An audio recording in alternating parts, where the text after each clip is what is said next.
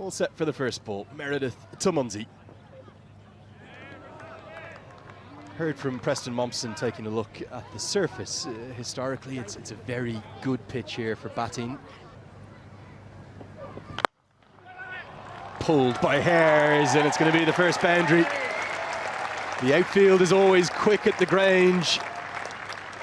And if you're just wondering as to how partisan this home crowd are going to be, you've already got an indication. Warm applause around the Grange venue. This goes up into the air, should be taken. Simplest of catches for the skipper, Mitchell Marsh, who is delighted to get the back of Hares and find an early breakthrough. And it's Bartlett with that breakthrough. Australia on top early. Edged away, going to be edged for 4. And the fans getting into the action.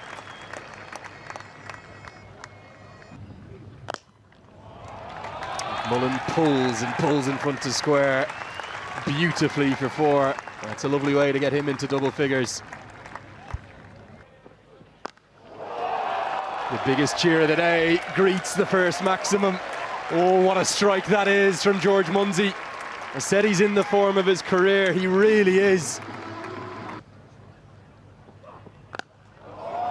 Munzi goes bang and gets a good piece of it. Thuds into the advertising hoardings. It's another maximum. His second, Scotland's second. They're just starting to get moving, starting to find the pace of the pitch. Oh, back to back. This one's even bigger. He's at his belligerent best here, George Munzi. He's never played better. And when he goes well, so too do Scotland. That's much more like it. Tries to get enough of it, won't go all the way, but will be 3 consecutive boundaries as Meredith is taken to task in his second over. 5 have been bowled, Scotland on the charge, 47 for 1. Right now, Munzi is loving pace on the ball, and the Scottish crowd are enjoying every second of this. The 50s come up in grand style in the power play. Taken. A brilliant catch, and Australia strike back with the wicket that they needed. Munzi falls to a leaping English, and it's a big breakthrough for Sean Abbott. And he's going to get off the mark in some fashion. It's always quick, the outfield, and Meredith won't be able to cut it off. It's a boundary to end the over, but Scotland have lost both of their openers. The power play may be honours even. It's 56 for 2.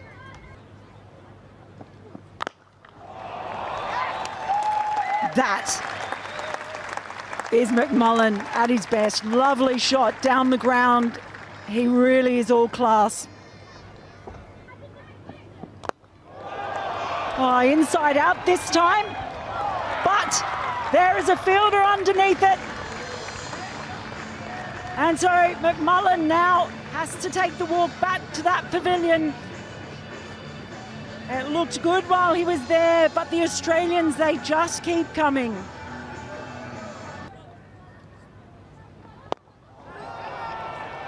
Well, he's got every piece of that, Berrington. He's probably their best player of spin, and that guy, well, congratulations, sir, you are in on the action. He gets a prize. Give him a whiskey.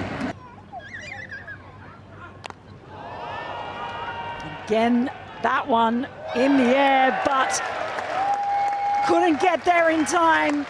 It's another boundary. Well, that will help push the momentum along for Scotland. Again, he has moved across his stumps a couple of times, Matt Cross. This time, he does get hold of it. Himself into position to put that one away, helped around the corner. Got hold of that one. 4 more for Berrington.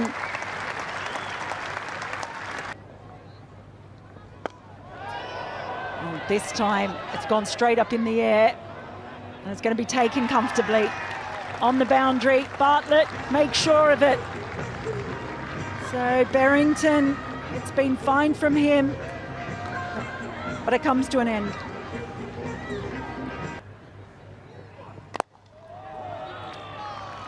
full delivery. It's dug out beautifully. It's going to be 4. Barrington already departed. Picked up into the leg side. Does he get enough of it? No, he doesn't. Picks out the man, Xavier Bartlett, who takes another catch.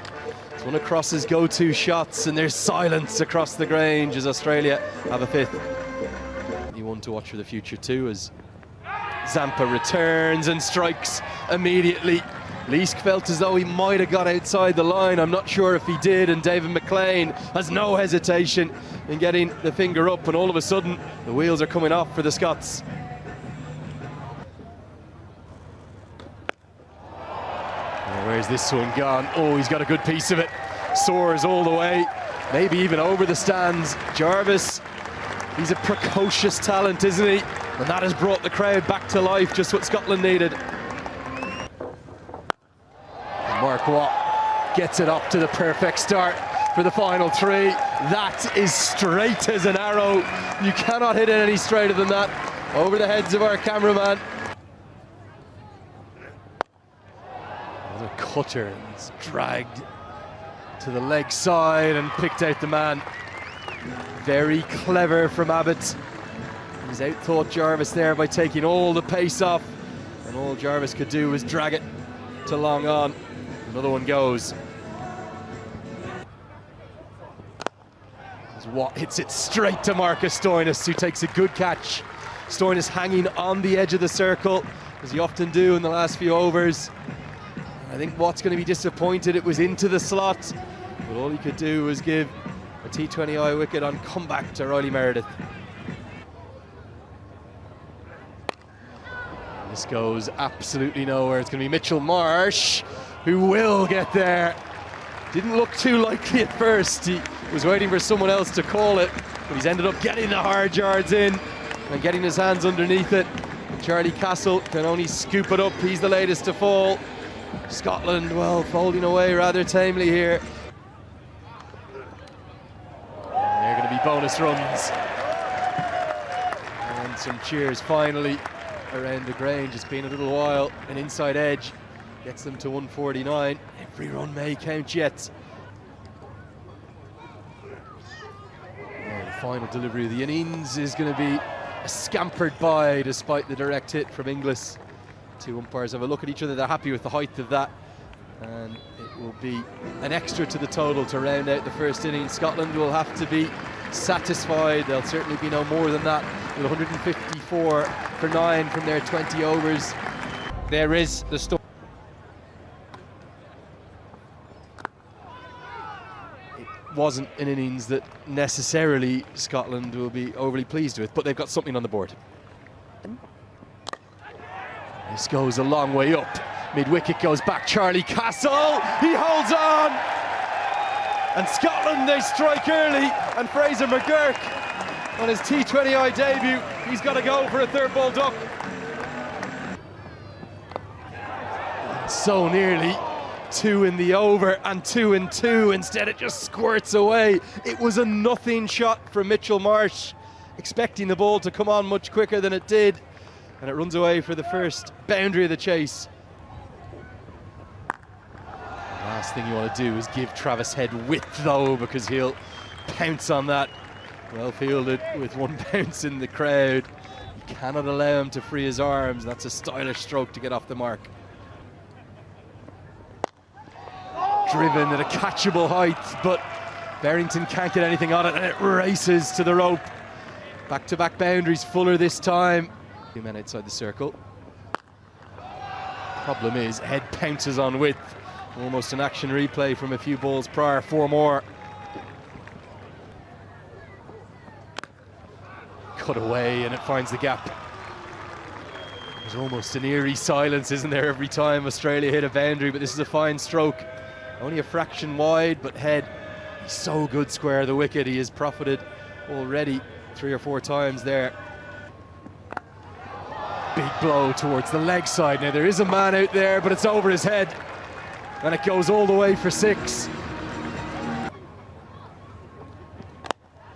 Because mid-on has come up into the circle, he'll club you down the ground. This is a batting exhibition from Travis Head. He's putting on a show here in Edinburgh. Now flicks it away to the leg side. Oh, this is quite brilliant. It's 20 from the over, and it may well have been held in the crowd to go with it. 3 have been bowled. Australia, they are flying. 38 for 1. First bowl against Australia. He's driven ever so elegantly. Not too much wrong with the delivery, but the perfect cover drive. Marsh now joining the party. Pulled and pulled powerfully. We're seeing something quite brilliant here from Travis Head. He's on an absolute heater. He's flown to 37 off 13, and it doesn't really matter the length of the line right now. Everything must go. Monstrous. Smoked all the way. Going to be 6 more. And Head is flying towards 50. The crone is because it's put down in the crowd. We're witnessing a clinic of the highest quality from Travis Head.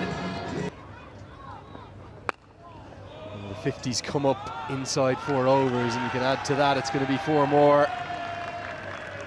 And Head goes to 47. Australia in cruise control. It's 57 for 1. The change in bowling. That has gone miles. Look out in the tennis courts. It might just have soared into them. Back of a length. And Mitchell Marsh, one of his favourite strokes, smokes it away for 6. Not where you want to bowl to Mitchell Marsh. Going to be back-to-back 6s. That is absolutely massive. It's out of the entire venue. Driven through the covers. Well, this is quite remarkable. 6-6-4 to start the over. Marsh getting into the act in a big way with Travis Head. And there's silence across the Grange.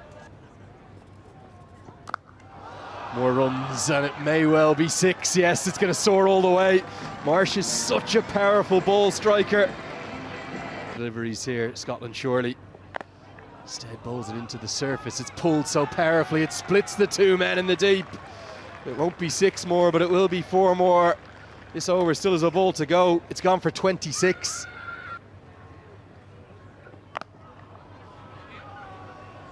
It's going to be 4 more. You won't believe it. He split the same gap again. McMullen can't cut it off. 30 from the over. Australia immaculate. Scotland being blitzed away. It's 87 for 1. And the runs just keep coming. And there's a world record that could well fall here. The 100's only been gone past in the power play once in history. That was 102. As Travis said, he goes to 50. 17 balls it's taken.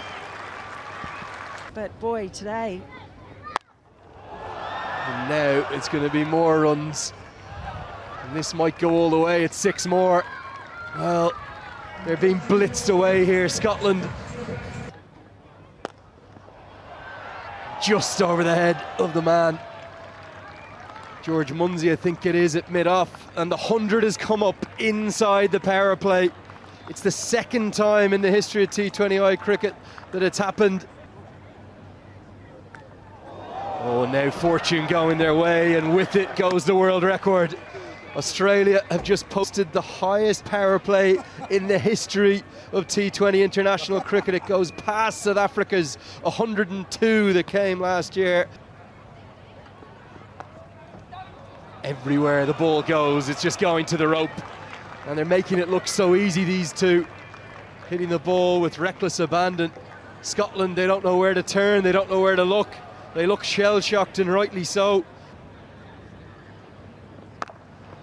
Well, the world record will fittingly complete with a boundary. Nobody has ever made that many in a power play, and Travis Head has been the driving force behind it. With 6 bowled, it's 113 for 1. And he may well have picked up a wicket from his first ball. Pace comes off and everything changes. Michael Lease takes a very good catch, and as I welcome Preston Mumpson to the box, finally some relief for Scotland to end, well, an outstanding, sensational 2nd wicket partnership.